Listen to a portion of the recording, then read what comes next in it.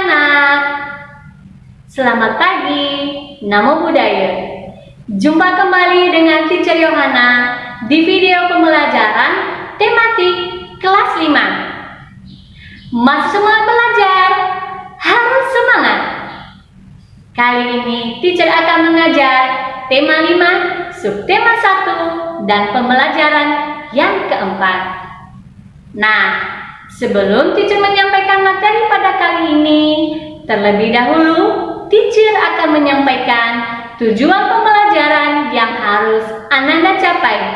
Yang pertama, dengan menemukan pokok pikiran dan informasi penting, siswa mampu menuliskan ringkasan bacaan secara benar.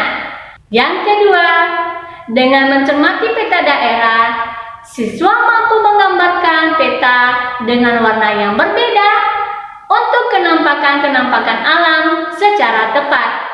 Dan yang ketiga, siswa mampu menjelaskan usaha persatuan dan kesatuan yang dilakukan oleh pemerintah dan masyarakat secara benar. Materi pertama yang akan Ananda pelajari yaitu membuat ringkasan informasi penting. Pada pembelajaran sebelumnya, Ananda sudah mempelajari tentang bagaimana cara membuat ringkasan berdasarkan gagasan pokok yang sudah kalian temukan. Untuk lebih jelasnya, simaklah bacaan berikut ini. Indonesia sebagai negara maritim dan agraris. Indonesia memiliki kondisi geografis yang unik di antara negara-negara yang ada di kawasan Asia Tenggara. Perhatikan dengan seksama peta Indonesia. Bentuk negara yang terdiri atas pulau-pulau seperti Indonesia disebut negara kepulauan.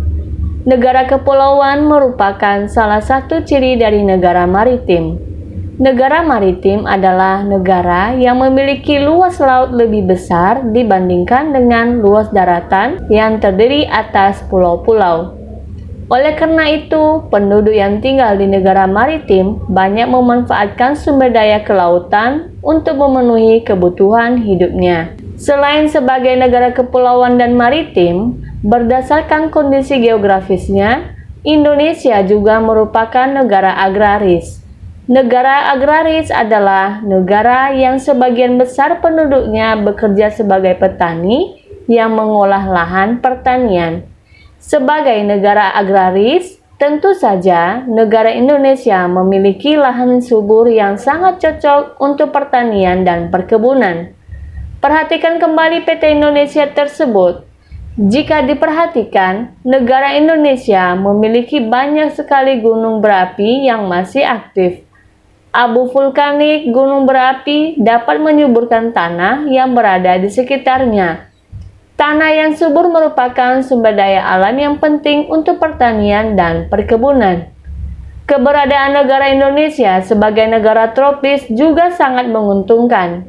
Adanya dua musim, yaitu musim kering atau musim kemarau dan musim basah atau musim hujan, membantu para petani dan nelayan Indonesia untuk bekerja.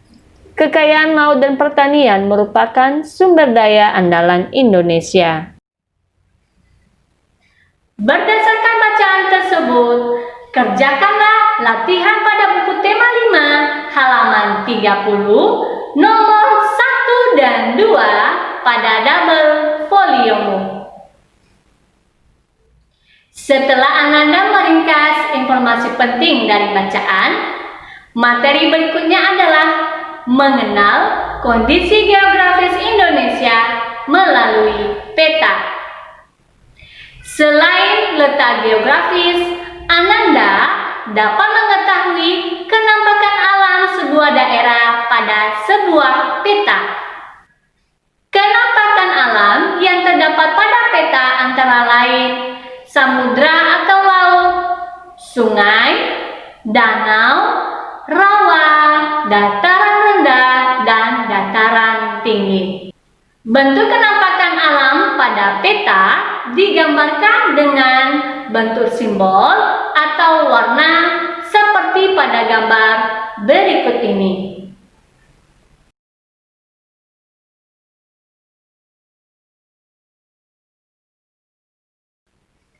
Kenampakan alam berpengaruh terhadap mata pencarian warganya. Misalnya, penduduk di daerah dataran tinggi biasanya bermata pencarian petani sayuran, sedangkan penduduk yang berada dekat pantai bermata pencarian nelayan atau berwirausaha di bidang pariwisata. Nah, tugas Ananda berikutnya adalah buatlah gambar peta Sumatera Barat seperti gambar di samping dengan memperhatikan kenampakan alamnya. Untuk membuat peta tersebut, yang Ananda perlu siapkan adalah kertas A4, pensil, penghapus, penggaris, dan pensil warna. Untuk menggambar peta tersebut, ikutilah tahapan menggambar peta pada buku tema 5 halaman 23. Setelah Ananda mengetahui bagaimana kenampakan alam Indonesia melalui sebuah peta, materi berikutnya adalah menjelaskan usaha pemerintah dan masyarakatnya dalam mempertahankan kemerdekaan NKRI. Masih ingatkah Ananda dengan peristiwa Sumpah Pemuda yang terjadi pada tahun 1928? Salah satu pesan dari peristiwa tersebut adalah pentingnya persatuan dan kesatuan untuk membentuk negara yang merdeka dan berdaulat. Walaupun kini negara kita sudah menjadi negara yang merdeka dan berdaulat, tetapi usaha-usaha untuk mempertahankan kesatuan bangsa merupakan usaha yang harus terus-menerus dilakukan. Berikut adalah beberapa cara untuk mempertahankan persatuan dan kesatuan. Pertama, saling menghormati dan menghargai. Kedua, menghargai hak dan kewajiban antar anggota masyarakat. Yang ketiga, bergotong royong melakukan berbagai kegiatan. Yang keempat, memiliki sikap peduli terhadap lingkungan sekitar. Yang kelima, menghargai pendapat orang lain saat bermusyawarah. Yang keenam, menolong tetangga yang mengalami musibah. Yang ketujuh, memiliki toleransi antar sesama. Nah, untuk mengetahui bagaimana cara atau usaha para pemimpin terdahulu dalam mempertahankan kemerdekaan Indonesia, bacalah buku tema 5 halaman 33 sampai 35. Kemudian, jawablah pertanyaan yang terdapat pada halaman 35 di lembar double foliommu. Baiklah anak-anak, demikianlah materi yang dapat teacher sampaikan pada kali ini. Teacher berharap Ananda semua mampu memahami materi yang telah teacher jelaskan dan bermanfaat bagi kalian. Nantikan pembelajaran berikutnya. Terima kasih. Namo Buddhaya. Goodbye.